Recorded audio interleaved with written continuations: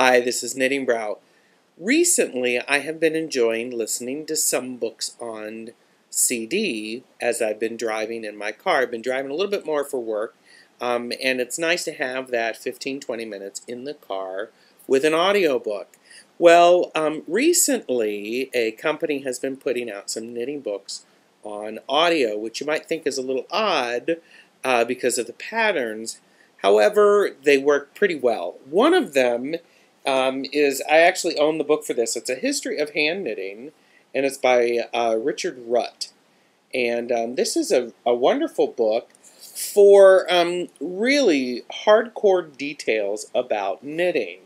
That's quite wonderful. Well, fortunately, I was able to find this in audio format. I did get this from KnitPicks. It's by a company, it's put on audio by a company called Knitting Out Loud. The woman who reads it is, let's see, what's her name?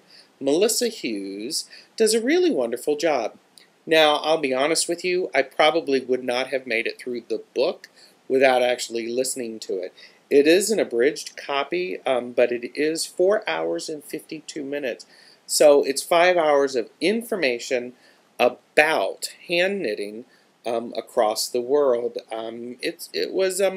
I'm glad I listened to it.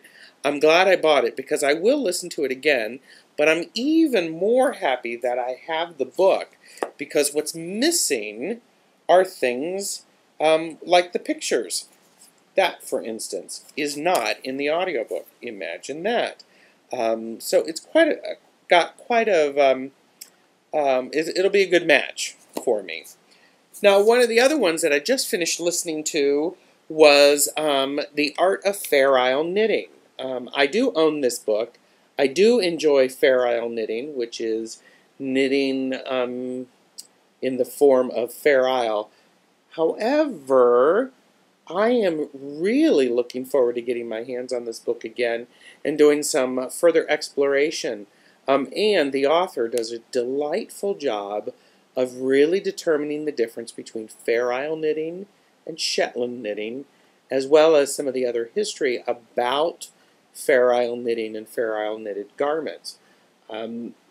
It was a really good listen. It is a much shorter book. It's only an hour and 30 minutes, and it's 2 CDs. It says that it's abridged and the patterns are not included. Again, this one is read by Melissa Hughes. Melissa does a nice job including some of her comments. She uses different voices, which always makes it a bit enjoyable. There is another one that I am going to be listening to. It's actually in the car. I think it's called Knitting America. I'll have to verify that and share that later. If you've listened to these, I'd be interested to find out what you think of them. I do know that Knitting Out Loud, I believe, has Stitch and Bitch. I did not pick that one up. So I hope you enjoy your colorful loops of daily living, whether you're reading your knitting books or listening to them on tape or CD. Get out there and have a good day. Bye.